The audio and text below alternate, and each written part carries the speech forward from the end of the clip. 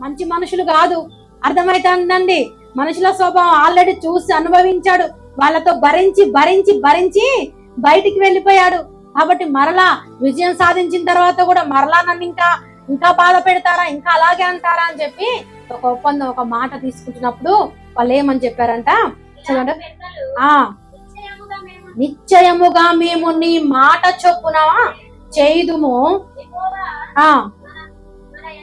మన కబయుల మధ్యను సాక్షిగా ఉండును గాకని యోఫ్తాతో అనిరి. అంటే ఇద్దరి మధ్యలో ఎవరు సాక్షిగా ఉంటారంట? దేవుడు సాక్షిగా ఉంటాడు. దేవుడే సాక్షిగా. అబద్ధము చెప్పట్లేము. నువ్వు వచ్చి యుద్ధము చెయ్యి, విజయం సాధిస్తే దేవుడు నీకు విజయాన్ని ఇస్తే, ఏ దేవుడైతే నీకు విజయాన్ని ఇస్తాడని నువ్వు నమ్ముతున్నావో ఆ దేవుడే మన మధ్యలో సాక్షిగా ఉంటాడు. మన ఇద్దరి మధ్యలో ఆయన సాక్షిగా ఉంటాడు అని చెప్పి ఇంకేమంటున్నాడు? నీవే మాకు అధిపతిగా ఉంటావు, నిన్నే మేము అధిపతిగా ఉంచుకుంటాము. కాబట్టి యోఫ్తా గిలాదు పెద్దలతో కూడా పోయినప్పుడు జనులు తమకు ప్రధానునిగాను అధిపతిగాను అతనిని నియమించుకుని ఇక్కడ వెళ్ళిపోయాడు. కాబట్టి యోఫ్తా గిలాదు పెద్దలతో కూడా పోయినప్పుడు వెళ్ళిపోయాడండి. తరిమి కొట్టారు ఒక రోజు. మరలా ఏం చేశారు? వచ్చి తీసుకొని వెళ్ళారు. తరిమి కొట్టినప్పుడు ఎలా తరిమి కొట్టారు? అవమానాలు అవమానించి, మరి నువ్వు ఇక్కడ ఉండడానికి వీల్లేదు, నీకు మా కుటుంబం పైనే, మా తండ్రి ఇంట్లో నీకు స్వాస్థ్యము లేదు, అధికారం లేదు. ఎంత తేడా ఉందో మనం కనిపెట్టాలండి. అర్థమైందా? ఎంత తేడా ఉందో మనం కనిపెట్టాలి. అలా మన జీవితంలో కూడా అంత తేడా దేవుడు మనకి తీసుకొచ్చి పెడతాడండి. అవమానించిన వారే, నిందించిన వారే, హేళన చేసిన వారే. తర్వాత యోసేపు విషయంలో కూడా మనమే చదువుతున్నాం. పగబట్టారు యోసేపును కూడా. వాళ్ళు ఏం చేశారు? వెలివేశారు. పగబట్టి మరి వెలివేశారు. వెలివేసి తీసుకెళ్లి బాయిలో పడేశారు. తర్వాత మరలా ఐగుప్తులకు అమ్మడము జరిగింది. తర్వాత ఒకానొక రోజున ఎవరికి అధిపతిగా దేవుడు యోసేపును నిలబెట్టాడు కదండి?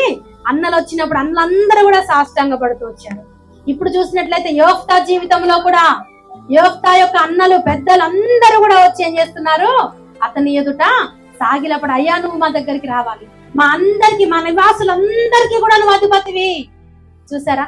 కుటుంబం మీదనే అధికారం లేదు అని చెప్పి పంపించిన వాళ్ళు ఇప్పుడు ఎక్కడ అధికారం ఇచ్చారు? ఊరంతా కూడా అధికారం నువ్వే ఉండాలి, అధికారిగా నువ్వు ఉండాలని అంత గొప్పవాడిగా నిలబెట్టడం జరిగింది. అతని పరిస్థితిని బట్టి అతడు వెలివేయబడుతూ వచ్చినాడు కదా. మరి మన జీవితంలో మనం కూడా మరి మంచి వాళ్ళమై ఉంటాం, ప్రార్థన పరులుగానే ఉండుంటాం. ఎవరినో ఒకరిని బట్టి మన జీవితంలో కూడా కొన్ని బాధలు పొందుకోవాల్సి వస్తా ఉంటది, కొన్ని శ్రమలు అనుభవించవలసి వస్తా ఉంటది. కొంతమంది మనల్ని ఏం చేస్తారంటే అవమానిస్తా ఉంటారు. ఎవరిని బట్టో కూడా మనం కొన్నిసార్లు నిందలు పడాల్సి వస్తుంది. చెయ్యని తప్పుకు కూడా ఏం చేస్తారండి? శిక్ష అనుభవించవలసిన పరిస్థితులు కొన్ని సందర్భాల్లో వస్తాయి. యోఫ్తా జీవితంలో అలాగే వచ్చింది. చెయ్యని తప్పుకు కూడా ఏం చేశాడు? శిక్ష అనుభవించాడా లేదా అండి? ఆయన ఏమైనా తప్పు చేశాడా? ఎవరి ద్వారా?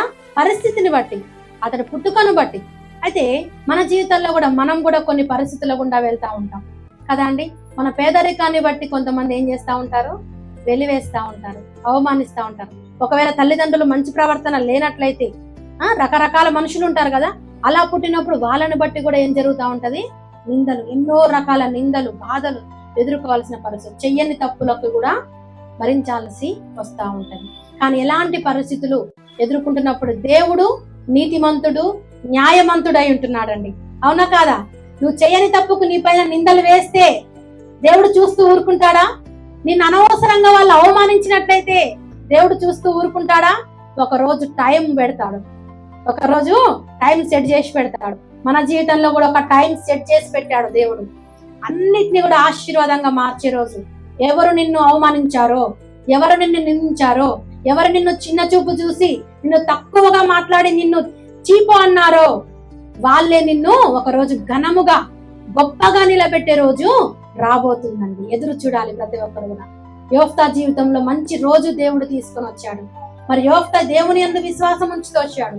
దేవుడు నా జీవితంలో గొప్ప కార్యాన్ని చేస్తాడు, దేవుడు ఇచ్చిన బలమే ఇది, దేవుని ద్వారానే నేను బలం పొందుకున్నాను అని అనుకున్నాడండి. ప్రధానిగాను అధిపతిగాను నియమించే స్థానములో దేవుడు నిలబెడుతూ వచ్చాడండి. ఎక్కడికి వచ్చాడు? గిలాదుకి వచ్చాడు. వచ్చి ఇక యుద్ధానికి వెళ్ళాలి. వాళ్ళు తీసుకొని వచ్చారు కాబట్టి ఇక యుద్ధానికి వెళ్ళాలి, ఫైటింగ్ చేయాలి, అందులో విజయం సాధించాలి. ఒప్పందం అయితే ఒక ఒప్పందం మీద వచ్చారు. మరి విజయం పొందుకున్నాడా, ఓడిపోయాడా? అయితే ఇక్కడ స్టార్ట్ చేశాడు ఇక యుద్ధము.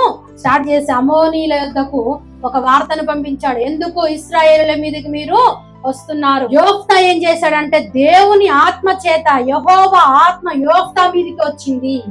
ఆత్మ పూర్ణుగా ఉంటూ యుద్ధానికి ముందుకు సాగి ప్రయాణమై వెళ్తూ వచ్చినాడు. యుద్ధానికి సాగుతూ వచ్చినాడు.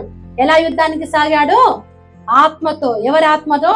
యెహోవా ఆత్మ యోఫ్తా మీదకి వచ్చి ఆ ఆత్మ ద్వారా అతడు యుద్ధంలోనికి వెళ్ళడం జరిగింది. యుద్ధంలో విజయము సాధించి మరలా తిరిగి రావడం జరిగింది.